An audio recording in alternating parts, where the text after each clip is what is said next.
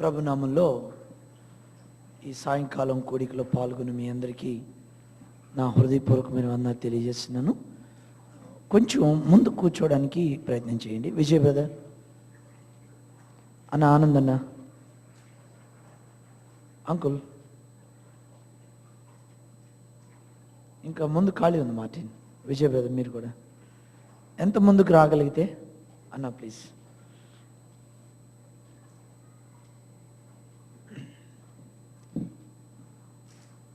ఎందుకని మనం ముందు కూర్చోవాలి? వెనకమాల కూర్చున్న వాక్యం అదే, ముందు కూర్చున్నా కూడా వర్తమానంలో ఏమైనా తేడా ఉంటుందా? చెప్పండి, వర్తమానంలో ఏమైనా తేడా ఉంటుందా? లక్ష్మణ్ బ్రదర్ ఉంటుందా? ఎందుకని మనం ముందు కూర్చోవాలి? బెతస్తా కోనేటి దగ్గర దేవదూత నీళ్లు కదిలిస్తుంది, ఎవడు ముందు దిగునో వాడు ముందు శ్వాసం. అదే కదా వాక్యం. ఇప్పుడు ముందు కూర్చున్న వాళ్ళు ముందు దిగుతారా, వెనకమాల కూర్చున్న ముందు దిగుతారు? మీరు చెప్పాలి. ముందు కదా. Thank you. మనం దేవుని వాక్యం అన్ని విషయాల్లో మనకేం బోధిస్తుందో వాక్యాన్ని మనం తీసుకోగలిగితే మనకు అసలు అపజయం లేని కృపను ప్రభు మనకిస్తాడు. దేవుని వాక్యం మనతో మాట్లాడుతుంది. మర్చిపోవద్దు, మరలా గుర్తు చేస్తున్నాను, ప్రతి విషయంలో కూడా ఆయన వాక్యమే మనకు పరిష్కారం. మరొక విషయాన్ని మీకు గుర్తు చేస్తున్నాను, మన హృదయం ఎప్పుడైతే విప్పుతామో మనకి ఇంక సమస్య ఉండదు. ఎగ్జాంపుల్గా ఫరోకి కల వచ్చింది యోసేపు కాలంలో. 7 సంవత్సరాలు బాగా పండే సంవత్సరాలు వస్తాయి, 7 సంవత్సరాలు బాగా కరువుగా ఉండే సంవత్సరాలు వస్తాయి. కానీ ఫరోకి ఈ కళ అర్థం ఏంటో తెలీదు. కానీ యోసేపు ఈ కళ అర్థం చెప్పాడు. అంతే కదా వాక్యంలో ఉంది. ఇప్పుడు ఫరో ఏం చేశాడు ఈ కళ వచ్చినప్పుడు అని మనం చూస్తే, ఆదికాండం మనం దేవుని వాక్యంలోకి వెళ్దాం. 41వ అధ్యాయం. దయచేసి అందరూ తీయడానికి ప్రయత్నం చేస్తారా? 41వ అధ్యాయం 6వ వచనం.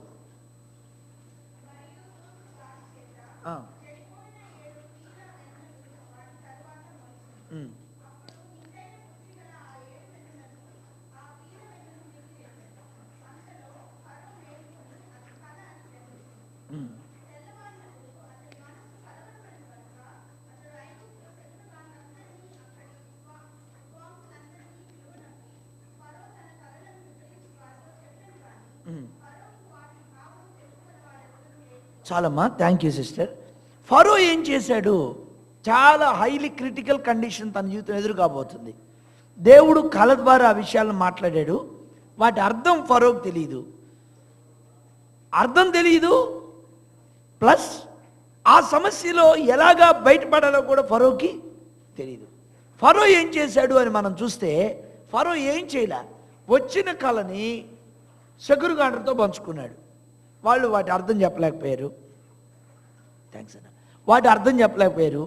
అప్పుడు పానదాయకుల అధిపతి సలహా మేరకు యోసేపుతో ఫరో కళను పంచుకున్నాడు. థ్యాంక్స్ అన్న. చూద్దాం ఒకసారి 15వ వచనం, అదే అధ్యాయం, ఆదికాండము 41:15.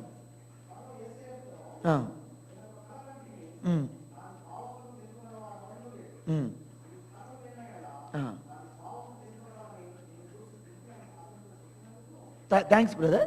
ఇక్కడ యోసేపుతో ఆ మాటలు చెప్తున్నాడు. యాక్చువల్గా యోసేపు అప్పుడు ఎక్కడున్నాడు? ఎక్కడి నుంచి వస్తున్నాడు? ఎక్కడి నుంచి వచ్చాడు brother? Thanks brother, thank you so much. చెరసాల నుంచి వచ్చాడు. చెరసాల్లో ఎందుకున్నాడు యోసేపు? అందరికీ తెలిసిన కారణం ఏంటంటే, పోతీఫర్ భార్య చెడ్డ నేరం మోపింది, ఏదో అక్కడ చేయబోయాడు, అందుకని యోసేపు చెరసాల్లో ఉన్నాడు. కానీ వాస్తవం ఏంటంటే యోసేపు ఏ పాపం చేయాలి వాస్తవానికి. కానీ అందరి దృష్టిలో యోసేపు పాపం చేసినట్లు. ఇప్పుడు అందుకే కదా చెరసాలకు వచ్చింది.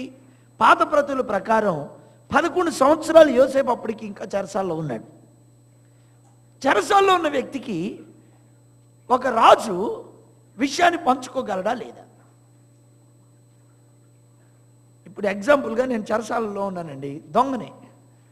నాకు మీకున్న ప్రాబ్లం చెప్తారా? నా గురించి ఒక చెడ్డ స్టాంప్ ఉంది అనుకుందాం, అంటే తప్పు చేశాము లేదనేది వేరే విషయం. యోసేపు ఏం చేయలే. ఆ స్టాంపు కలిగిన వ్యక్తికి ఒక క్రిటికల్ ప్రాబ్లం, ఒక రాజు అత్యున్నతమైన స్థానంలో ఉన్నటువంటి వ్యక్తి తన అంతరంగాన్ని విప్పి చెప్పగలడా? కష్టం. ఒక అమెరికా పద్ధతి ప్రకారం అయితే బాగా ఎరుగుంటే కానీ మాత్రమే మనతో ఆ వ్యక్తితో ఆ విషయాన్ని చెప్పలేము, లేకపోతే పొరపాటు కూడా చెప్పేది లేదు. అయితే ఫరో ఏం చేశాడంటే దేవుణ్ణి బట్టి ఏమనుకున్నాడో యోసేపు క్యారెక్టర్ గురించి నాకు తెలియదు, ఇప్పుడు నేను సమస్యలో ఉన్నాను, ఇది ఎందుకు వచ్చింది ఈ కళ్ళ నాకు తెలియదు, దాని అర్థం తెలుసుకోవాలని యోసేపు షేర్ చేశాడు. ఫరో షేర్ చేశాడు యోసేపుతో. ఫరో యోసేపుతో చెప్పిన తర్వాత సమస్యకు పరిష్కారం దొరికిందా లేదా? అంకుల్, అంటే మన సమస్యకు పరిష్కారం ఎందుకు దొరకట్లా? హృదయం ఇప్పట్లేదు, అంతే కారణం. ఎగ్జాంపుల్గా నా లైఫ్లో జరిగిన ఒక విషయం చెప్తాను. నేను 10th క్లాస్లో ఒక అమ్మాయిని ప్రేమించాను.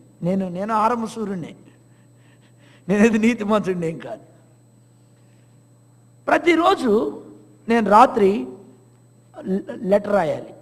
నేను లెటర్ రాయకపోతే నాకు ఆ రాత్రి నిద్ర పట్టదు. అమ్మగారికి ఉత్తరం రాసి తీసుకుని వెళ్ళాలి, రేపు మార్నింగ్ అందజేయాలన్నమాట. రోజు ఇదే పని. మా అమ్మకి చదువులేదు. ప్రతిరోజు నేను లెటర్ రాస్తుంటే మా అమ్మ అడిగినారే, ఏంట్రా రోజు రాస్తున్నావు అంటే, అమ్మ లెక్కలమ్మా.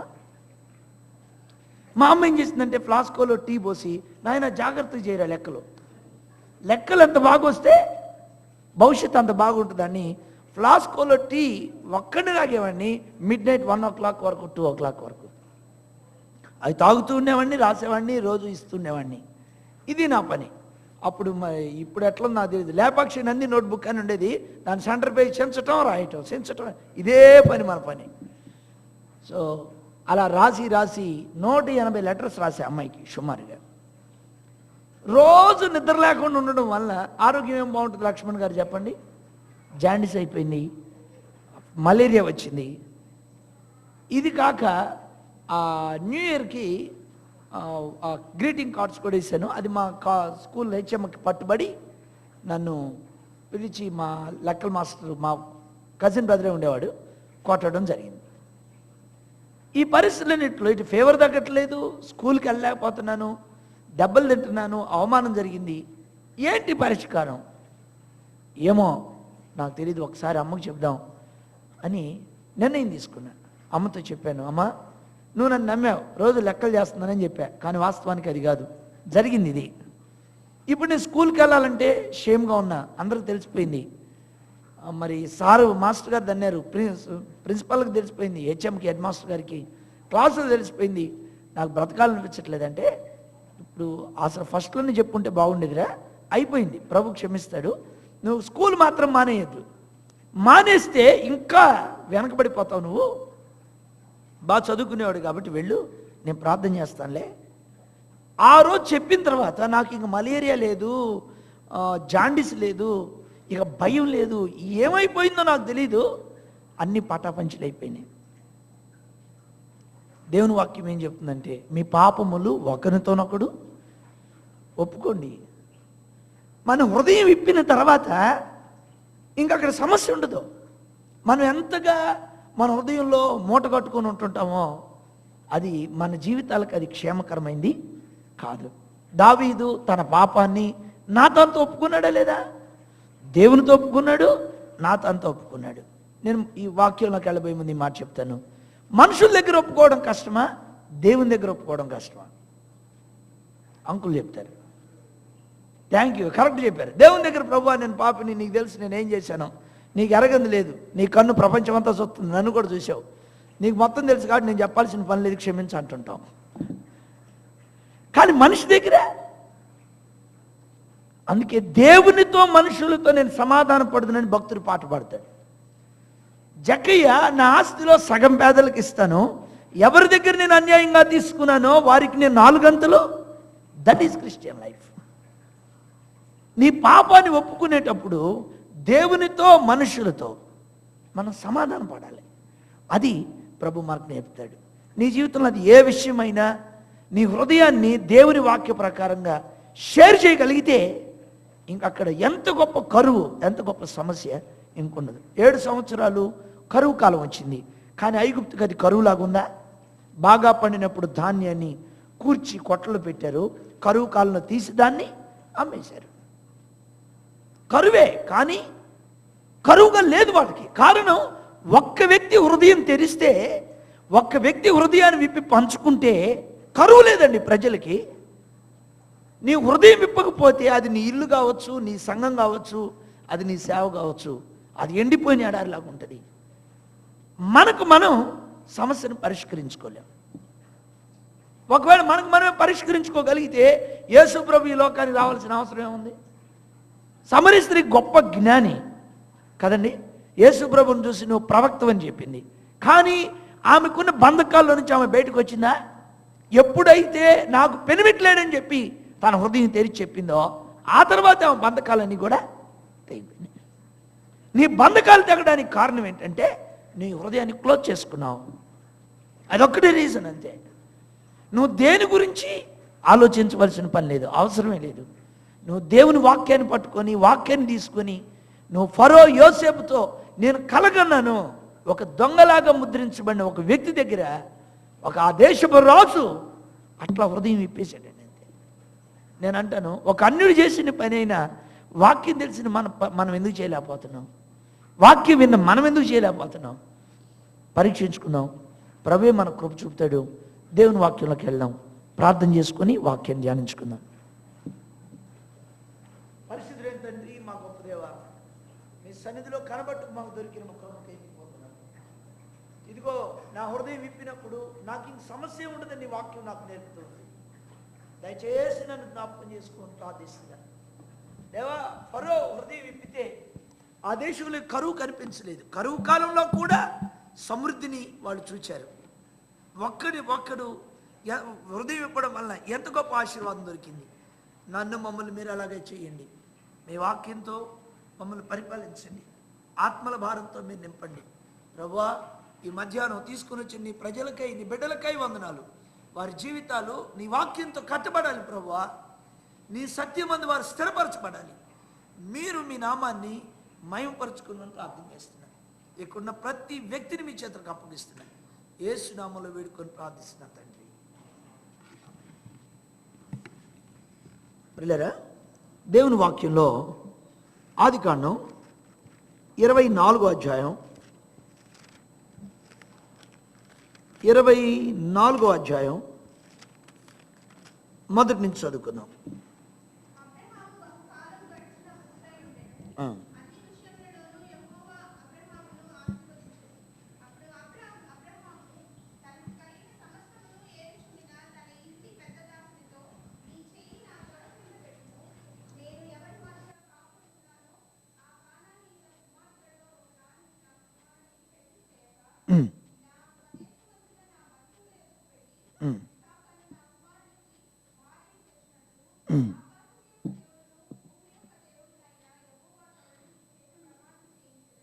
చాలమ్మా, థ్యాంక్ యూ.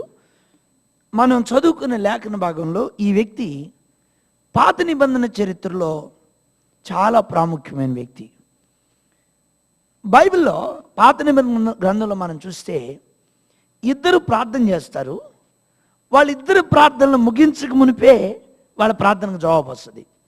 ఒక వ్యక్తి ఏలియాజరు, మరొక వ్యక్తి ఏలియా. ఏలియా వివాహితుడిగా ఉండి ప్రభుకు సమర్పించుకొని పరిచర్య చేశాడు. ఏలియాజరు అబ్రహాం ఇంట్లో పనిచేస్తూ వచ్చాడు. ఇంట్లో పెద్ద దాసుడు అని దేవుని వాక్యం చెప్తా ఉంది. మన జీవితాల్లో చాలాసార్లు ప్రార్థనలు చేస్తాం, కానీ వాటిని నెరవేర్పును మనం చూడం.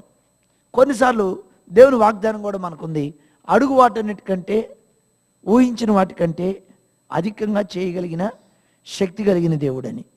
ఇంకొక వాక్యంలో ఏమనుందంటే, మీరు అడుగుతున్న వాటిని పొందుకున్నామని మీరు నమ్మండి. ఇవన్నీ ప్రభు మనకిచ్చిన వాగ్దానాలు. కానీ ప్రాక్టికల్గా మన జీవితంలో చూసినప్పుడు ప్రార్థన అయిపోయిన తర్వాత సంవత్సరాలకు జవాబు వచ్చే సందర్భాలు ఉన్నాయి. ప్రార్థన అయిపోయిన తర్వాత నెల రోజులకు జవాబు వచ్చే సందర్భాలు ఉన్నాయి. ప్రార్థన ముగించక మునిపే జవాబు వచ్చిన సందర్భాలు ఇక్కడ మనం చూస్తాం. మన జీవితంలో ప్రార్థన అనేది చాలా ప్రాముఖ్యమైంది. మనం చాలా పనులు చేస్తాం, ప్రార్థనకి సమయం తగ్గిపోతుంది. ఎగ్జాంపుల్గా ఎవరో సంగతి ఎందుకు, మన సంగతి చూద్దాం. రాగానే ఒక ప్రార్థన చేస్తాం, స్టార్టింగ్ ప్రేయర్. ఎంత ఉంటుంది అది? ఎన్ని మినిట్స్ ఉంటుంది? 2 to 3 minutes. పాటలు ఒక ½ an hour, మెసేజ్ 1 hour. వీటన్నింటిలో ప్రార్థన సమయం ఎంత ఉంటుంది అనేది మనం క్యాల్కులేట్ చేసి చూసుకుంటే, మనం దేవుని సన్నిధిలో ఉండే సమయాన్ని చూసుకుంటే అందులో 10% కూడా విజయ్ బ్రదర్, అంతేనా కదా? ఏం డౌట్ లేదు, 10% కూడా. ఎందుకని? అపవాది చాలా తెలివి కలిగినాడు. దేనిలో శక్తి ఉందో, ఎటు తీసుకెళ్తే మనం దేవుని చిత్రం నుంచి పక్కకు తప్పిపోతాం అని బాగా తెలుసు. యాక్చువల్గా అపవాది నన్ను వ్యభిచార పాపం చేయనీడు, దొంగతనం చేయనీడు, వాటన్నిటిలో నుంచి ప్రభు మనల్ని విడిపించాడు. అపవాది ఏం చేస్తాడంటే, మనం హ్యూస్టన్ పోవాల్సి ఉంటే డాలస్ వైపుకి GPS తిప్పుతాడు, అంతే. మనం హ్యూస్టన్ వెళ్ళాలి, డాలస్ వైపు తిప్పుతాడు, అంతే. నీ జీవితంలో హ్యూస్టన్ జారవు ఎప్పటికీ. పోయి ఎక్కడ కలుస్తాం మనం? డాలస్ వైపు కలుస్తాం. జస్ట్ యాంగిల్ తిప్పుతాడు, అంతే. మన జీవితంలో ప్రాముఖ్యమైనది ఏంటంటే ప్రార్థన. ఎందుకని? అపవాది ప్రార్థన చేయడు. వాక్యం తెలుసా తెలీదా? శరీష్ అక్క చాలా థ్యాంక్స్. వాక్యం తెలుసా లేదా? తెలియకపోతే యేసుప్రభుని రాళ్ళని రొట్టిగా చేసుకోమని ఎట్ట అంటది? కాబట్టి వాక్యం తెలుసు, కానీ ప్రార్థన చేయమంటే చేయదు. అపవాది చెయ్యింది ఏంటంటే ప్రార్థన. ప్రభువుకి ఇష్టమైంది ఏంటంటే ప్రార్థన. నీ జీవితంలో ప్రార్థనా గడిలు గ్రాడ్యువల్గా తగ్గించేస్తాడు. సేవకులని మాకు కూడా ఇదే పెద్ద పరిస్థితి. మేము అనుకుంటామంటే దేశాలు దేవుడు తిప్పుతున్నాడు, సంఘాలు ఇచ్చాడు, ఏదో చర్చిలు కట్టాం, లక్షల మంది. నో, ప్రభు మన జీవితాల్లో ప్రభు కోరుకునేది ఏంటంటే, ఈ నా కుమార్తె నాతో ఎంత సమయం గడుపుతారు. మాకు కూడా అది ప్రీతికరమైనటువంటి విషయం. సేవకులను మేము కూడా చాలా గుర్తించవలసిన విషయం. అయితే అబ్రాహాము పెద్ద దాసుడితో పిలిచి అంటున్నాడు, ఈ దేశపు కుమార్తెలను ఎవరిని కూడా నా కుమారుడికి తేకూడదు. నీవు నా కుమారుడికి భార్యను తీసుకొని రావాలి. అప్పుడు ఎలియాజరు ఏమంటున్నాడు? ఇంపాసిబుల్ అంటున్నాడా? అసలు అట్లట్లా నన్ను పంపిస్తారంటున్నాడా? ఎలియాజరు చెప్పిన మాట ఏంటంటే, అక్కడ చదువుకుందాం మనం.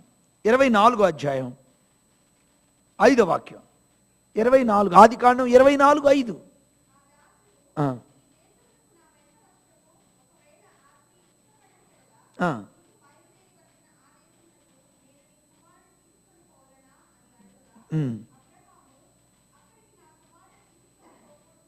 చాలమ్మా, అక్కడికి నా కుమారుని తీసుకొని పోకూడదు. ఇప్పుడు ఎలియాజరు ఎట్లా చెయ్యాలని ఆలోచన చేస్తున్నాడా? అబ్రహాం చెప్పిన దాన్ని ఎట్లా చేయకూడదని ఆలోచిస్తున్నాడా అనా? అసలు మనం ఎట్లా ఆలోచిస్తాం ఒక పని మనకు అప్పగించబడిన తర్వాత? అనా ఎలా తప్పదు? థ్యాంక్స్ అన్నా, థ్యాంక్ యూ. మన జీవితాల్లో ప్రార్థనకి నెరవేర్పును చూడాలి అని నువ్వంటే, ప్రార్థన ముగించుకు మునిపే జవాబు పొందాలంటే, దేవుడు నీ విషయంలో ఆయన నీ ఎడల కలిగి ఉన్నటువంటి ప్రణాళికని ఎలాగ నెరవేర్చాలి అనేది నీ దృష్టి దాని మీద ఉండాలి. ఎట్లా చెయ్యాలి నేను?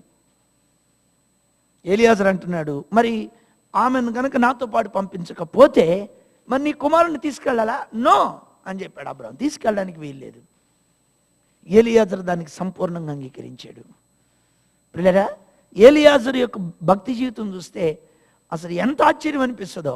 24వ అధ్యాయం 10వ వాక్యం.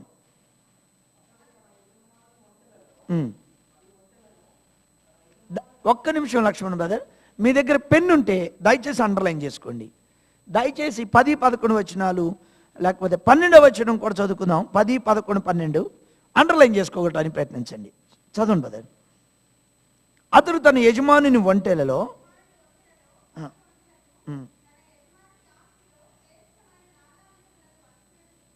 చాలు సిస్టర్, అక్కడ ఆగిపోదాం, మళ్ళీ తర్వాత కంటిన్యూషన్ చేద్దాం. అబ్రాహాము నా కుమారుడికి భార్యను తెమ్మన్నాడు, కానీ ఏం తీసుకెళ్లాలో చెప్పాడా? అంటే ఏం తీసుకెళ్ళాలి అనేది ఆలోచన చేసింది ఎవరు? ఎలియాజరు. అంటే దేవుడు నీకు అప్పగించిన పనిని ఎలాగ చేయాలి అనే దాని మీద నీ ఫోకస్ ఎప్పుడు ఉండాలి. నీ జీవితం ఎటువంటిదో తెలుసా ప్రియులరా? ఈ లోకమంతా తీసుకొచ్చి నీ పక్కన పెట్టినా నీ ఆత్మకు అది సరికాదు. ఆమేన్. నువ్వు అంత ప్రశస్తమైన వ్యక్తివి అంతే, నో డౌట్ ఎట్ ఆల్.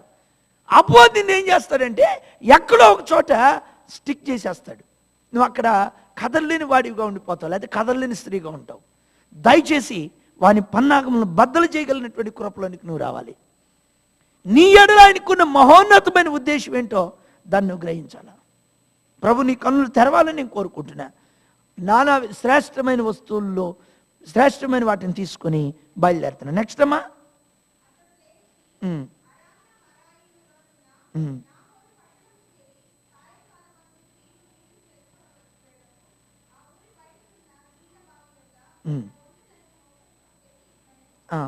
ఆగిపోదాం నాన్న. అక్కడ వేటిని మోకరింపు చేశాడు తమ్ముడా? ఇది బైబిల్ చరిత్రలోనే చాలా గొప్ప విషయం. ఒంటలు మోకరిస్తాయా? ఇక్కడ రెండు విషయాలు ప్రభు మనకు నేర్పుతాడు. ఒకటి, మనం ప్రార్థనాపరులమైతే మనతో ఉన్న వాళ్ళు కూడా ప్రార్థన చేస్తారు, ఖచ్చితంగా చేస్తారు, అంతే. వాక్యం అది. నీలో ప్రార్థనాత్మ ఉంటే ఆ ప్రార్థనాత్మ జంతువుల మీదకి కూడా వెళ్ళిపోద్దండి. నేను చెప్పడం కాదు, వాక్యం చెప్తుంది. ఒంటెలను మోకరింపజేసి అతడు ఎట్లని ప్రార్థన చేశాడు. నెక్స్ట్ అమ్మా, చాలమ్మా.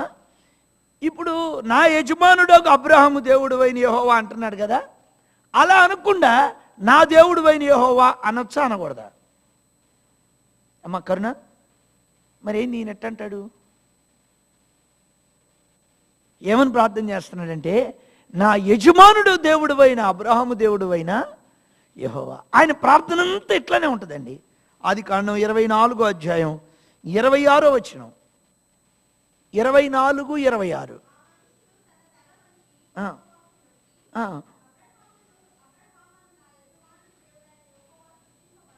అసలు ఈయన అబ్రహామును గుర్తు చేసుకోకుండా ప్రార్థన స్టార్ట్ కాదు. దీనికి స్టార్టింగ్ ప్రాబ్లం.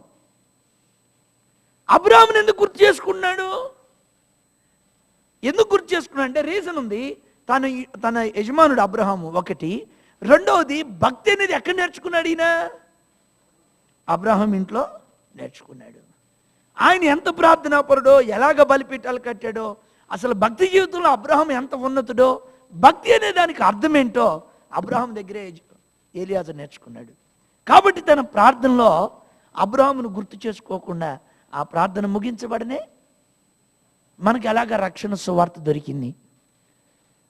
ఎంతమంది పరిశుద్ధులైన సేవకులు ప్రయాసపడితే మనకి ఈ వాక్యం అందింది. మన యాటిట్యూడ్ ఎట్లుంటుందంటే, మనం గొప్ప త్యాగభరితలో, లేకపోతే మనం గొప్పగా ప్రభు కొరకు జీవిస్తున్నాం అనుకుంటాం. ఏలియాజరుకున్న సీక్రెట్ ఏంటో తెలుసా? ఆయన తన వైపు తాను ఎప్పుడు చూసుకోలేదు. నా యజమానుడు దేవుడైన యెహోవా, అబ్రహాము దేవుడైన యెహోవా స్తుతింపబడునుగాక. ప్రార్థనకు ముందు నా యజమానుడైన అబ్రహాం దేవుడు అన్నాడు, కార్యం సఫలమైన తర్వాత కూడా అదే అన్నాడు. ఒకవేళ మనమైతే ఏమంటాం? నేను ప్రార్థన చేస్తుంటే చాలించక మునిపే రిబ్కా కడవ తీసుకుని ముందుకి వచ్చింది. కొంతమంది సాక్ష్యాలు వింటుంటే నాకు మైండ్ పనిచేయదు. మేము వచ్చాం, ప్రార్థన చేసుకున్నాం, 3 నెలల్లో గ్రీన్ కార్డు వచ్చిందండి. అసలు ఎవరికి రాదు అమెరికాలో? అంటే వాళ్ళ ప్రార్థన, వాళ్ళ సాక్ష్యం, లేకపోతే వాళ్ళ స్టాండర్డ్స్ గురించి మాట్లాడతారు కానీ వాళ్ళకి అందిన సువార్త సత్యం గురించి చెప్పేటువంటి కృప వాళ్ళకి. గుర్తుంచుకోండి, మనం ఇక్కడ ఉన్నాము అంటే మన వెనకమాల వేల మంది పరిశుద్ధులు తమ ప్రాణాలను అర్పించి సువార్త పరిచర్య చేశారు. మన ప్రాంతాలను వెనక్కి చూసుకుంటే రాయలసీమను తీసుకోండి, లేకపోతే కోస్తాంధ్రాన్ని తీసుకోండి, ఉత్తరాంధ్రాన్ని తీసుకోండి, తెలంగాణను తీసుకోండి, ఎట్లా ప్రయాసపడితే పరిచర్య అయింది. 1941 ఐర్ ద్వారా గుంటూరుకు వచ్చినప్పుడు రాగి కాసుకొని, గంజి కాసుకొని తాగేవాడంట ఆయన. ఒక వైట్ మ్యాన్ ఇంగ్లాండ్ నుంచి మన దేశానికి వచ్చి కట్టెల మీద రాగి కాసుకొని తాగుతుంటే తాగలేక కొంచెం ఈ రాజు తాగుతావి కట్టెలు వాసన కదండి, పొగ వాసన వస్తుంది కదా, అది తాగుతూ కొంచెం మంచిలు కూడా తాగుతుండేవాడు. ఎందుకంటే ఒకేసారి కంటిన్యూగా ఇది పోవడం కష్టమైపోయి. పిల్లరా, ఎంత శ్రమ పడితే పరిచర్య జరిగి ఉంటుంది. ఈరోజు మాలాంటి సేవకులు ఎందరినో దేవుడు లేపాడు. కానీ బైబిల్ మాలాంటి వాళ్ళ గురించి ఏం చెప్తుందో చూద్దాం. యోహాను సువార్త 4వ అధ్యాయంలోకి వెళ్దాం. యోహాను సువార్త 4వ అధ్యాయం 37, 38 వచనాలు.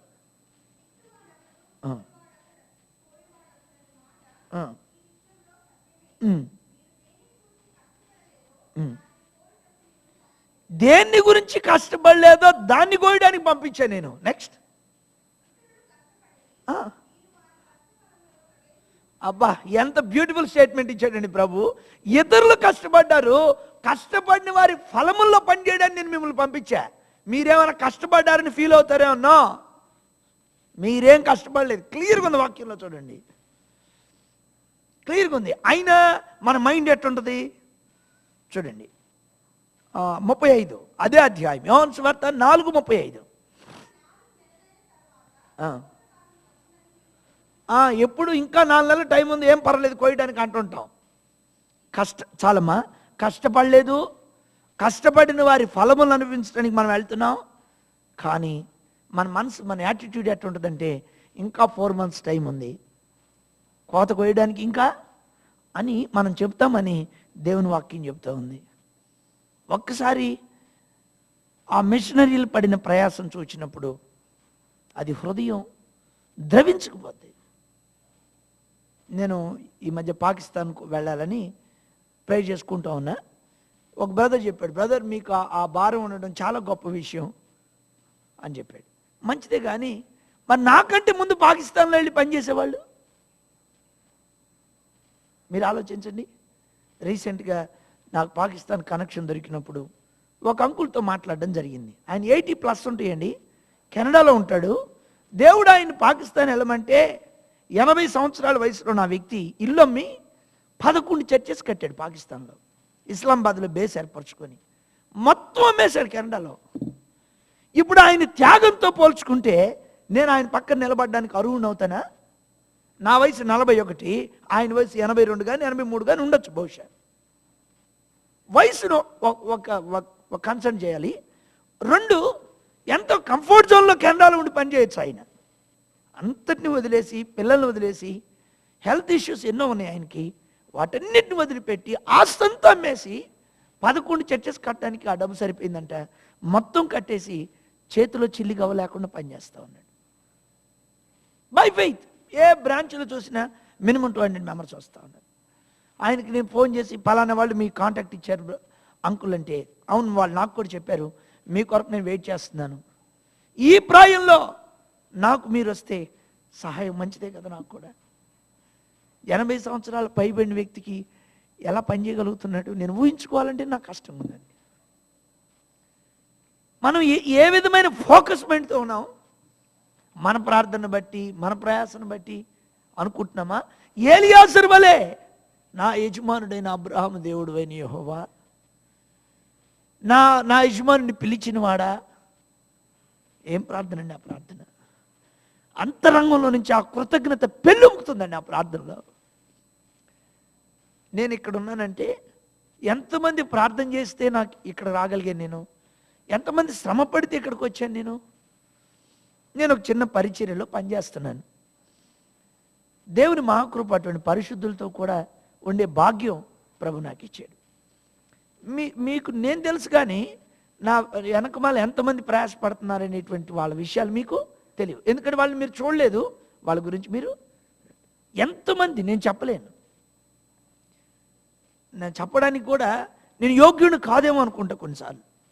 నా ప్రియమైన వాళ్ళరా, మరి నేను అలా గనక కృతజ్ఞులమై కనుక ఉంటే నిశ్చయంగా మన ప్రార్థన ముగించక మునిపే ప్రభు మనకు జవాబిస్తాడు, నిశ్చయంగా ఇస్తాడు.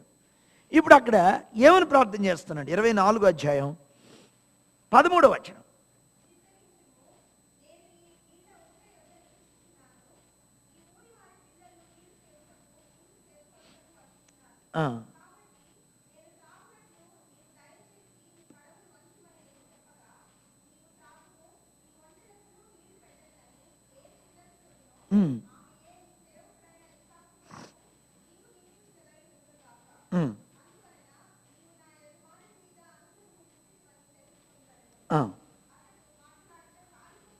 అబ్బా ఎంత చక్కగా ఉందండి. అతడు మాటలాడుట చాలింపుక మునిపే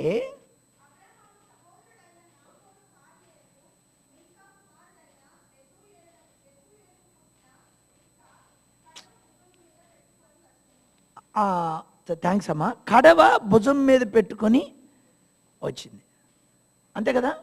అది ఖాళీ కడవ నిండు కడవమ్మా?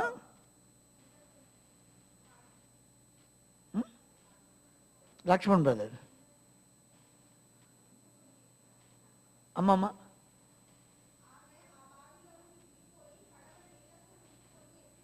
అంటే దానికి ముందున్న కడవ అమ్మా సహజంగా ఖాళీది భుజం మీద పెట్టుకుంటామా, నిండుది భుజం మీద పెట్టుకుంటామా?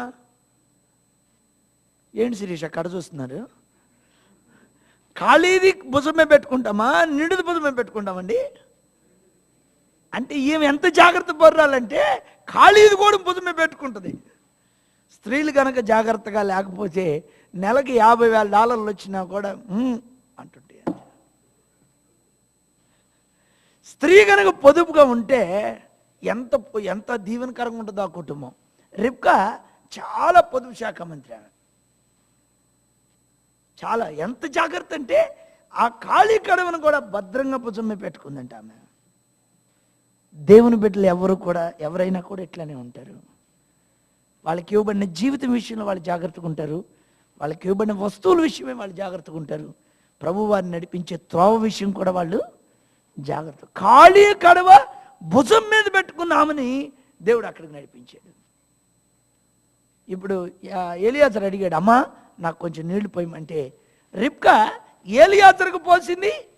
ఒంటెలకు కూడా అన్ని జంతువుల కంటే వాటర్ ఎక్కువ స్టోర్ చేసుకోగలిగే జంతువు ఏంటి?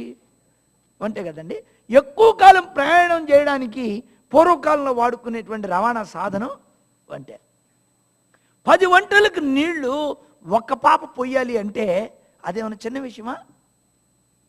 ఎప్పుడు మీ జీవితంలో ఇది బాగా గుర్తుపెట్టుకోండి, ఎవరైనా హెల్ప్ చేస్తే బాగుండు అనే మైండ్ మీకు ఎప్పుడు రాకూడదు.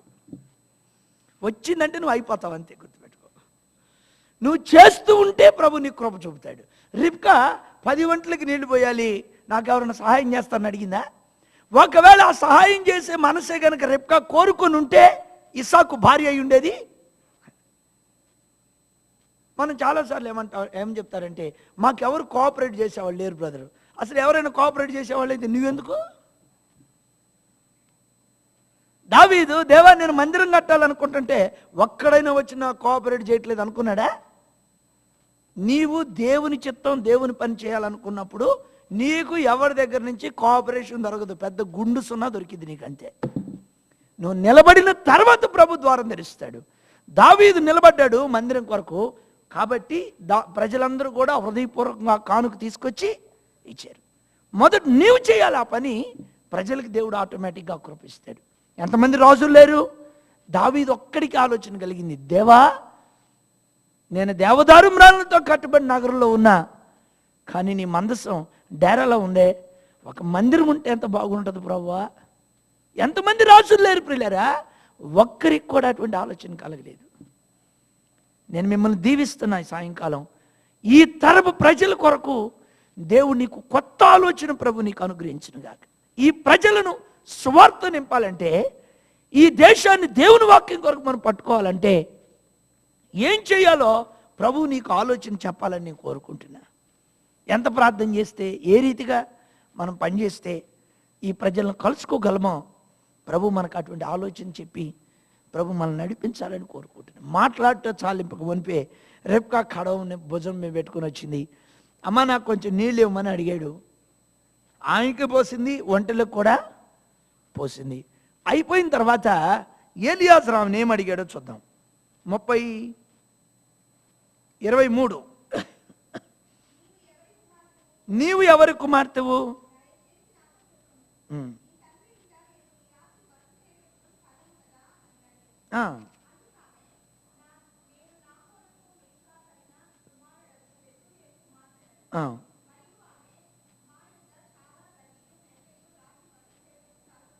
అక్కడ ఆగిపోదామమ్మా.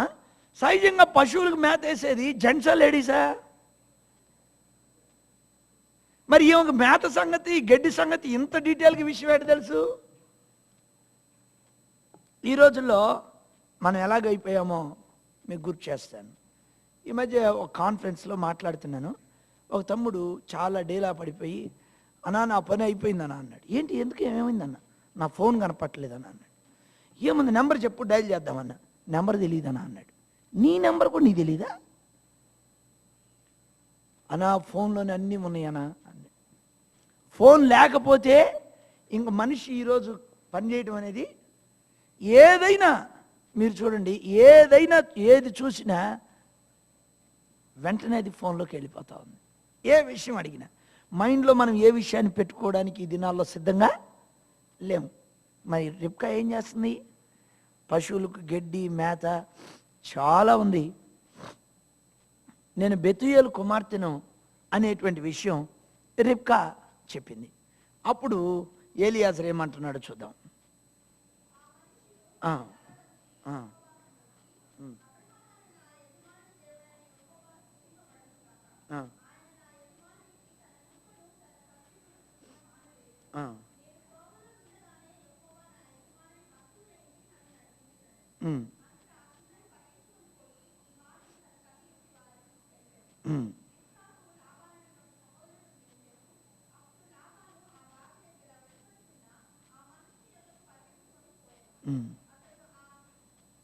ముప్పై ఒకటి చదువుతామా?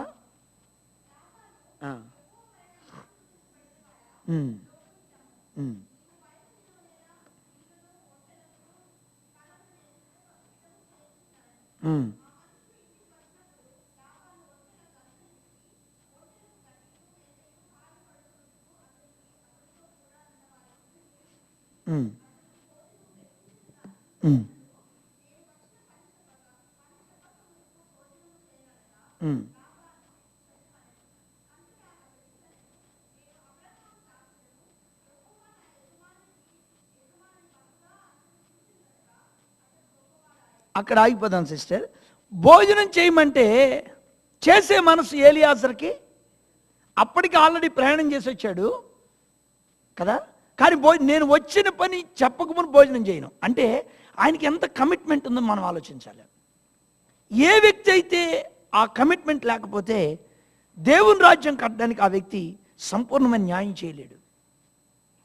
ప్రియులారా, అప్పుడు లాబాను అంటున్నాడు చెప్పమంటే, ఏలియాజరు తన ఇంట్రడక్షన్ ఏమని ఇస్తున్నాడో చూద్దాం. అక్కడ అంతటా అతడు ఇట్లా, నేను అబ్రహాము దాసుడును, యెహోవా నా యజమాని బహుగా. అసలు ఈయన పేరేంటి?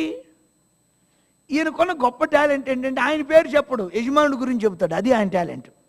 అదే మనల్ని ఇంట్రడ్యూస్ చేసుకోమంటే ఏం చెబుతాం? నేను ఏలియాజర్నండి, మా యజమానుడికి నేను లేకపోతే ఏం జరగదండి.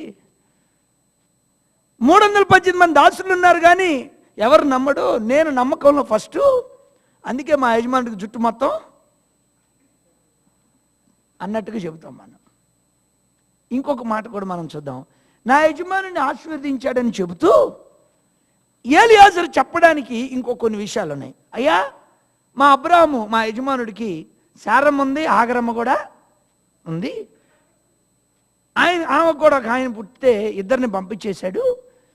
ఇదిగో మీ అమ్మాయిని మా అబ్బాయి కనిపిస్తే, మా అబ్రాహాము యజమానుడు ఎటువంటి వాడు అంటే, మా అమ్మగారు సిట్ అంటే సిట్టు, స్టాండ్ అంటే చేసుకోమంటే చేసుకుంటాడండి, వెళ్ళిపోమంటే.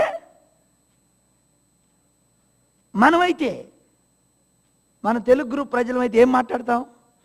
ముందు నెగిటివ్ మాట్లాడి పాజిటివ్ మాట్లాడతాం. అదేం వర్మో మనకు తెలియదు అసలు. యజమానుడి గురించి చెప్పడానికి ఎన్ని విషయాలు లేవండి. ఒక్క మైనస్ పాయింట్ అబ్రహాము గురించి చెప్పాడా? అబ్రహాము ఐగుప్తుకి వెళ్ళాడు, ఐగుప్తులో కరువు వచ్చిందని ఐగుప్తుకి వెళ్ళాడు. అక్కడికి పోయి అబద్ధం ఆడాడు, అబద్ధం ఆడితే ఫరో కానుకలు ఇచ్చాడు. అక్కడ హాగర్ వచ్చింది. జీవితంలో చేయకూడని మిస్టేక్ అబ్రహాం అక్కడ చేశాడు. మన వాక్యాన్ని జాగ్రత్తగా గమనిస్తే, అయ్యా మా యజమానుడు అబద్ధాలు కూడా ఆడతాడు. భార్యని పట్టుకొని ఏమని చెప్పమంటాడు? చెప్పండి అంకుల్, సౌండ్ రావట్లేదు. చెల్లెని చెప్పమంటాడండి. ఆయన అన్యాయస్తుడు. అబ్రహాము ఒక కోణంలో చూస్తే అన్యాయస్తుడు. మీరు జాగ్రత్తగా గమనిస్తే అబ్రహాము ఆస్తి యావత్తు ఇస్సాకు ఇచ్చాడు. మరి ఇష్మాయేల్కి ఏమి ఇచ్చాడు? కరుణ. తిత్తులో నీళ్లు పోసి, అంతే కదా, ఆఖరికి ఇచ్చాడు. అబ్రహాం నీళ్ళు ఇచ్చాడు కాబట్టి దేవుడు వాళ్ళకి ఆయిల్ ఇచ్చాడు, మనకేం నీళ్ళు ఇచ్చాడు ఆయన. అబ్రహాం 3 భార్యలండి, సారా, హాగరు, కెతూరా. ఇస్సాకుకి ఆస్తి యావత్తు పంచిపెట్టాడు, కెతూరాకు పుట్టిన సంతానానికి బహుమానాలు ఇచ్చాడు, హాగరుకు మాత్రమే నీళ్లు ఇచ్చాడని బైబిల్లో రాయబడింది. ఒక కోణంలో చూస్తే అది అన్యాయంగా కనపడుతుంది. ఒకవేళ ఎలియాజరు ఆ విషయాన్ని చెప్పాలనుకుంటే, మా యజమానుడు అన్యాయస్తుని కూడా చెప్పొచ్చు అని చెప్పొచ్చు. కానీ ఎలియాజరు అలా చెప్పాడా? నీ జీవితంలో గ్రేట్ బ్లెస్సింగ్ ఏంటో తెలుసా? ఎవ్వరి గురించి నెగిటివ్గా మాట్లాడకపోవడం అనేది నీకు ఎనలేని ఆశీర్వాదం ప్రియులారా. శక్యమైతే మంచి మాట్లాడు, ఒకవేళ నీకు అది చేత కాలేదనుకో మౌనంగా ఉండు. ఒక ఎగ్జాంపుల్ చెప్తా, మీకు అర్థమవుద్ది. మన ఇండియాలో మున్సిపాలిటీ ట్రక్స్ ఉంటాయి, వేస్ట్ తీసుకెళ్తుంటాయి కదా, అవి ఎక్కడ ఆగుతాయి? ఏంటి విజయ్ బ్రదర్ సీరియస్గా ఉన్నారు?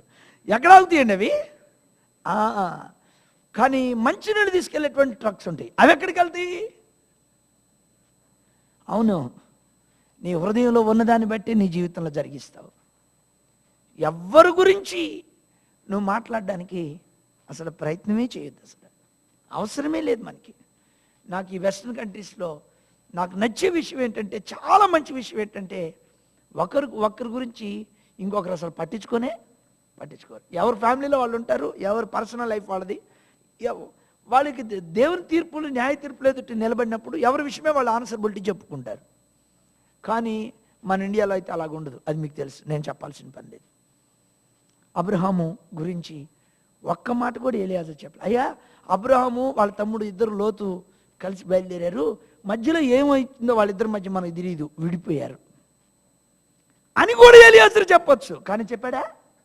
లోతు గురించి మాట్లాడలా, హాగరుకు జరిగిన దాని గురించి మాట్లాడలా, ఇష్మాయేలు పుట్టిన సంగతి మాట్లాడు. ఏం మాట్లాడాడు? ఫస్ట్ అంటాడు, నేను అబ్రహాము దాసుడిని. ఆ మాట నన్ను పట్టుకుంది. పెద్ద దాసుడు అని కూడా చెప్పుకోలేదండి ఆయన. నేను అబ్రహాము దాసుని. ఇంగ్లీష్ వర్షన్లో అది చాలా బాగుంటుంది, ఎవరైనా చదువుతారు ఒకరు? అబ్బా, ఏం మాట అండి అది మాట! నేను అబ్రహాము యొక్క దాసుని. మనం ఎన్నడైనా అలా చెప్పగలమా? నేను అబ్రహాము దాసుని. యేసు ప్రభు చెప్పిన ఒక మాట గుర్తు చేసుకుందాం. నేను పరిచర్య చెయ్యడానికి వచ్చాను, చేయించుకొనుటకు నేను రానే. ఆ ఒక్క మాట ఒక స్త్రీని పట్టుకుంది. ఆమె రాయవెల్లూరుకు వచ్చి హాస్పిటల్ స్టార్ట్ చేసింది, క్రిస్టియన్ మెడికల్ కాలేజ్, సిఎంసి. వాక్యాన్ని నువ్వు తీసుకుంటే అది ప్రపంచ చరిత్రను తిరగరాయటం కొరకై ప్రభు నిన్ను వాడుకుంటాడు. నా ప్రియమైన వాళ్ళరా, ఆ మాట అబ్రహాము దాసుడు చెప్పాడు. నేను నా యజమానిని బహుగా ఆశీర్వదించాడు. అసలు ఎలియాజరుకు ఉన్న స్థానం ఎటువంటిదో మనం చూద్దాం. ఆదికాండం 15వ అధ్యాయంలోకి మనం వెళ్దాం. 15 మొదటి 2 వాక్యాలు.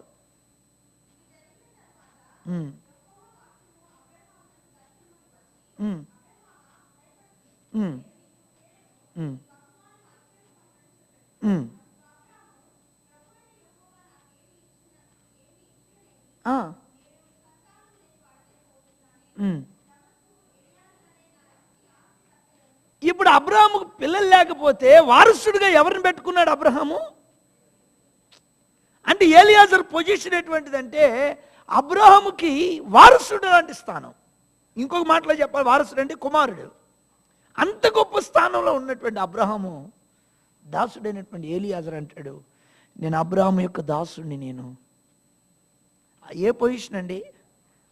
ఈ ఎలియాజరు నివసించిన ప్రదేశం బ్లెస్సింగ్ ప్లేసెస్ అండి.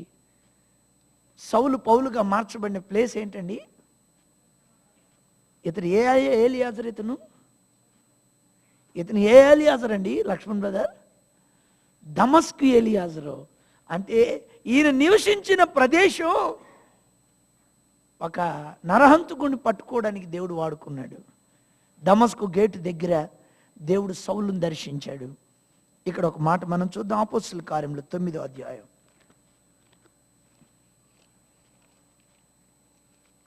అపోస్తుల కార్యములు 9వ అధ్యాయం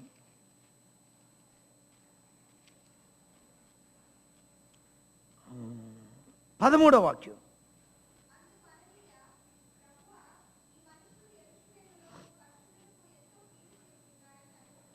యెరూషలేము, థ్యాంక్స్ అమ్మా, యెరూషలేములో పరిశుద్ధులు కీడు చేశాడు.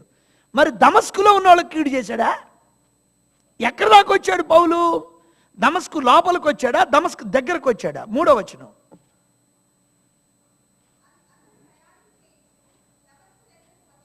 అక్కడ ఆగిపోదాం సిస్టర్. దమస్కు దగ్గరకు వచ్చినప్పుడు దేవుడు సౌలును దర్శించాడు. అంటే సౌలు వాళ్ళు అనుకున్న దాన్ని యెరూషలేములో చేయగలిగాడు, కానీ దమస్కులో ఏంటి? What is the reason? కారణం ఏంటి? యెరూషలేములో మేడగది పెంతెకోస్తు అనుభవం జరిగింది. అక్కడి నుంచి 120 మంది ప్రజలు అభిషేకించబడి ప్రపంచమంతా స్వార్థీకరణ చేశారు. మేడగదిలోనే కదా మొట్టమొదటి సంఘం ఏర్పరచబడింది. మరి అక్కడికంటే గొప్పదేముంది దమస్కులో? 10వ వచనం. థ్యాంక్స్ అమ్మా. దమస్కులో ఎవరున్నారు? అననీయ అనే ఒక శిష్యుడు ఉన్నాడు. దమస్కుకున్న ప్రత్యేకత ఏంటంటే అది ఒక ప్రార్థనాపరుడు నివసించినటువంటి ప్రదేశం. అది ఎవరు ఆ ప్రార్థనాపరుడు? ఫ్రమ్ ది బిగినింగ్ వర్డ్స్లోకి వెళ్తే మనం ఏలియాజరు దమస్కులో ఉండేవాడు. అక్కడి నుంచి ఈ పట్టణం చాలా ప్రాముఖ్యమైన గాంచింది. పేరెన్నికన్న యెరూషలేము కంటే అక్కడ సౌలు కీడు చేశాడు, కానీ దమస్కులో సౌలు ఆటలు చెల్ల. అతడు అననీయ అనే శిష్యుడు ఉన్నాడు. అతడు దర్శనమందు చూస్తున్నాడు. దేవుడు అతనితో మాట్లాడుతూ ఉన్నాడు. నీ జీవితంలో నువ్వు దైవ చిత్తానుసారంగా కనుక పనిచేస్తే, నువ్వు అబ్రాహాము దాసుడు అని ఏలియాజరు జీవించినట్లుగా జీవిస్తే, నీ తర్వాత కాలంలో కూడా దేవుడు ఆ ప్రదేశాలను విడిచిపెట్టాడు. తర్వాత అక్కడ సౌలు లాంటి ప్రవక్తను, గొప్ప సేవకుని లేపాడు. సౌలు ఏం చేశాడు? పౌలుగా మారాడు. ప్రపంచమంతటికి దేవుని వాక్యం తీసుకెళ్ళాడు. ఈ పత్రికలన్నీ రాసింది ఎవరు? పౌలే. సంఘం ఎలాగ ఉండాలని చెప్పింది ఎవరు? పౌలే. సేవకుడు ఎట్లుండాలి, విశ్వాసం ఎట్లుండాలి, విశ్వాస సేవకుడితో ఎట్లుండాలి, సేవకుడు విశ్వాసతో ఎట్లుండాలి, ఈ విషయాలన్నీ చెప్పింది పౌలే. ఎక్కడితను రక్షించబడ్డాడు? దమస్కు దగ్గర. మనం అనుకుంటాం మనం ప్రభు కొరకు జీవించింది, ప్రభు కొరకు చేసింది ఏది ఇప్పుడేం ఫలం కనపట్లేదు. నో. గిన్నెడు నీళ్ళు ఇచ్చినా నా నామం పేరిట మరుచుట్టుకు నేను అన్యాయస్తుడైన దేవుణ్ణి కాను. అది కదా ప్రభు మనకు చెప్పింది. జనన అదే కదా, గిన్నెడు నా నామం పేరిట గిన్నెడు నీళ్ళు ఇచ్చినా నేను మరుచుట్టుకు అన్యాయస్తుడైన దేవుణ్ణి కాను. మన జీవితంలో మనం ప్రయాసపడితే ప్రభు మర్చిపోడు. అది మన ధనం కావచ్చు, సమయం కావచ్చు, మన బలం కావచ్చు. దమస్కులో ఏలియాజరు దైవ చిత్తానుసారంగా పనిచేశాడు ఆ దినాల్లో. తర్వాత కాలంలో ప్రభు కార్యాలు నెరవేర్పు చూచినట్లుగా మనం చూస్తాం.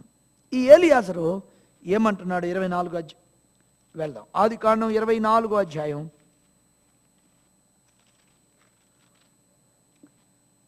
24 వచ్చిన, క్షమించండి 54, 24, ఆదికాండము 24, 54.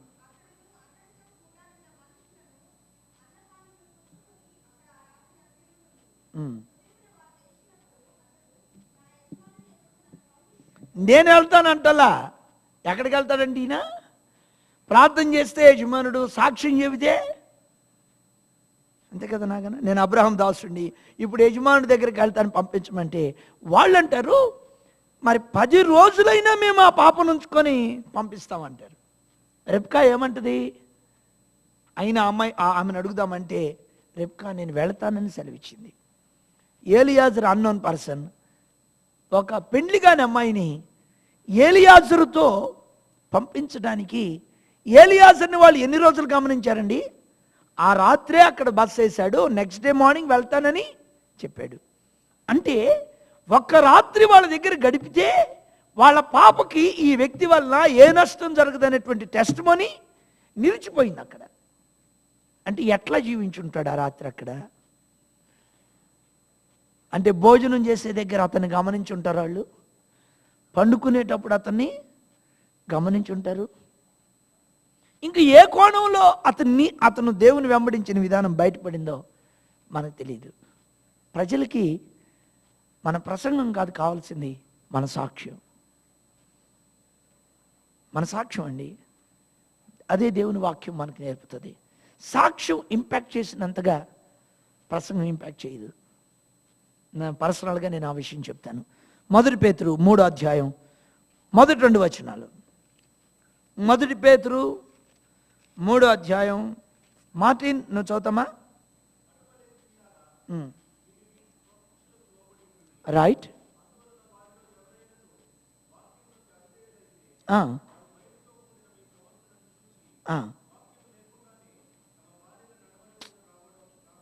ఏంటండి, వాక్యంతోనా వాక్యం లేకుండానా? అక్కడ ఉంది, క్లియర్గా ఉంది. ఏమి లేకుండా? వాక్యం లేకుండా నీ పవిత్ర ప్రవర్తనను బట్టి నువ్వు వారిని రాబట్టుకోవచ్చు. అంటే వాక్యం కంటే కూడా ప్రజల మీద ప్రభావం చూపేది ఏంటి? నీ క్యారెక్టర్, నీ జీవితం, నీ ప్రవర్తన, నీ మాట. క్రైస్తవ్యంలో ఉన్న పెద్ద మిస్టేక్ ఏంటంటే, ఆ ప్రసంగం ఇక్కడ మంచి ప్రసంగం చేస్తాడు కానండి, ఆయన చెప్పినట్లుగా మళ్ళీ డయాస్ దిగితే కనపడ్డండి అంటుంటారు. సేవకుడు ఎటు వెళ్తాడో సంఘం అటు వెళ్తుంది ప్రియులరా. సంఘం ఎటు వెళ్తుందో లోకం కూడా అటు వెళ్ళిపోద్ది. మొట్టమొదట క్రైస్తవుడి జీవితంలో ప్రాముఖ్యమైనది సేవకుడే. సేవకుడు చాలా ఖచ్చితంగా ఉండి జీవించాలి ప్రభు కోసం. నా ప్రియమైన వాళ్ళరా, పేతురు అంటాడు, వాక్యం లేకుండానే మీ పవిత్ర ప్రవర్తన చూసి మీ భార్యలను పట్టుకురావచ్చు, మీరు మీ భార్యలు భర్తల్ని పట్టుకురావచ్చు అంటాడు. ఆ రాత్రి ఏలియాజరు అక్కడ ఉంటే ఉదయకాలం రెబ్కాని ఏలియాజరుతో పాటు కూడా పంపించేశారు. వన్స్ అగైన్ నేను ముగించబోతూ మరలా గుర్చేస్తున్నాను. ప్రార్థన ముగించక మునిపే ఏలియాజరు ప్రార్థనకి జవాబిచ్చి, అతడు మాట్లాడటం చాలింపుకు మునిపే రెబ్కా కడవ భుజం మీద పెట్టుకుని అక్కడికి. మరి ప్రభువుని మనం ఏం అడగబోతున్నాం? ఏమడిగితే ఆయన మన ప్రార్థన ముగించేలోపే ఆయన మనకు జవాబిస్తాడు. ఏమడుగుతాం? నేను ముగిస్తూ ఈ మాట చెప్తున్నా. మగ్దలేని మరీకి సమాధి దగ్గరికి వెళ్ళింది. యేసు ప్రభు ఆ సమాధి దగ్గర కనపడ్డా. యేసు ప్రభు కనబడినప్పుడు ఆయన తోటమాలు అనుకొని ఏమడుగుతుందంటే ఆమె, అయ్యా నీవు గనుక ఆయన్ని తీసుకుపోతే చెప్పు, నేను ఆయన్ని తీసుకొని పోతాను, ఎత్తుకొని వెళ్తాను. మీరు ఆలోచించండి. మొట్టమొదటి మరి శిష్యులకి వెళ్ళి చెప్పింది, ప్రభుని ఎవరో ఎత్తుకొని పోయారని. దేవదూతలు కనపడ్డారు, ప్రభుని ఎవరో ఎత్తుకొని పోయారు. యేసు ప్రభు కనపడ్డాడు, ఏం చెప్పింది ఆమె? సడన్గా ఈరోజు ప్రభు నీకు కనపడ్డాడు. ఇప్పుడే ప్రార్థన అయిపోయింది, బయటికి వెళ్ళావు, ఆయన నీకు కనపడ్డా. నువ్వేం అడుగుతా? ఫస్ట్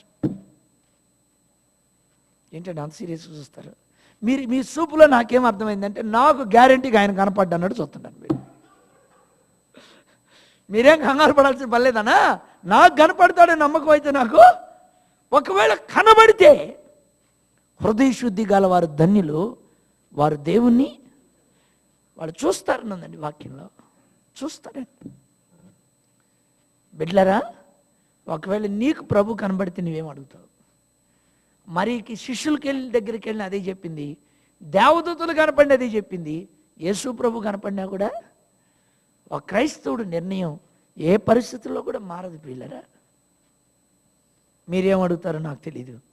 ఒక ప్రభు నాకు కనపడితే నేనేం అడుగుదాం అనుకుంటున్నానంటే, ఒకటి, అయ్యా నేను నీలాగా జీవించాలి. ఏంటి యేసు ప్రభులాగా జీవించటంలోన తాత్పర్యం ఏంటి?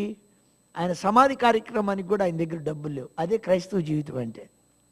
యేసు ప్రభు సమాధి కార్యక్రమాన్ని అరిమత్తెం యోసేపు చేశాడు. నేను అలాగా జీవించగలిగితే అంతకంటే మించిన భాగ్యమే ఉంది ఇంకా. 2, నశించిపోయే ఈ తరమంతా యేసు ప్రభుకి అప్పగించగలిగితే ఎంత బాగుండు. కోట్ల మందికి సువార్త అందలేదండి. నేను ఎప్పుడు అనుకుంటా, తెలుగు వాళ్ళ ద్వారా ప్రపంచ సువార్తీకరణ అయితే ఎంత బాగుంటుంది. మన ద్వారా ప్రపంచమంతా దేవుని వాక్యం వెళ్ళడం కంటే ఇంకా గొప్ప భాగ్యమే ఉంది. మీరు ఆలోచించండి. మరి మీరేమి ఆశిస్తున్నారో నాకు తెలియదు, మీరేం అడుగుతారో నాకు తెలియదు. వాక్యాన్ని మనం చూసినప్పుడు ఏలియాజర్కి అప్పగించిందని ఏలియాజర్ చేశాడు. మరి మన యజమానుడు మనకేం అప్పగించాడు? సర్వలోకమునకు వెళ్ళి సర్వ సృష్టికి సువార్తను ప్రకటించాడు. ప్రతి ఒక్కరికి ప్రభు అప్పగించిన బాధ్యత. దానిలో నువ్వేం చేశావు? నీ సాక్ష్యం ఆస్టిన్లో ఎలా కాపాడుకున్నావు? నిన్ను చూచి ప్రజలకు వెళుతున్నటువంటి ఇండికేషన్ ఏంటి? ప్రభుని వెంబడించాలనుకుంటున్నారా?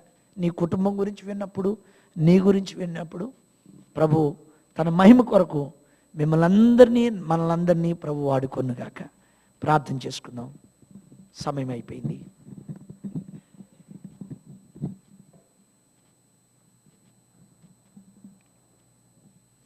ప్రేమ స్వరూపి, నమ్మకమైన మా రక్షకుడా, ఈ మంచి సాయంకాల సమయంకై మీకు స్తోత్రం. దేవా, ప్రార్థన చాలించక మునిపే ఎలియాజరుకు జవాబు ఇచ్చావు. తన యజమానుడి విషయంలో ఎంత కృతజ్ఞత ఉంది. తన పేరు కూడా చెప్పుకోవడానికి తాను ఇష్టపడలేదయ్యా. పెద్ద దాసుడైన ఎలియాజరు వారసుడుగా ఉన్న ఆ స్థానంలో ఉన్న తన గర్వం అనేది లేదు ప్రభువా.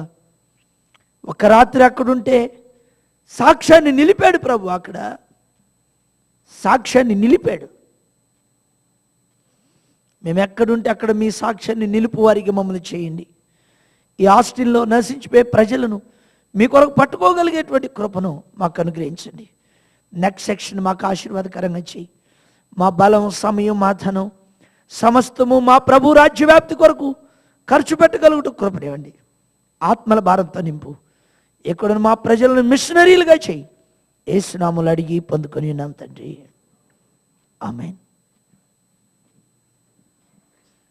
Thank you, Anna, for the wonderful message and the challenge for us. We're going to end now. We're going to have half an hour break while the worship team practices. So, ఇంకా 2 సార్లు మరి అన్న message వినడానికి మనకు opportunity. So 5 o'clock సర్వీస్లో అన్న preach చేస్తారు. మళ్ళీ రేపు మార్నింగ్ డాక్టర్ లతా గారు, రమణ అండ్ లతా గారి ఇంట్లో మరి 10 o'clockకి రేపు 9:30 or 10, I'm not sure, 10:30.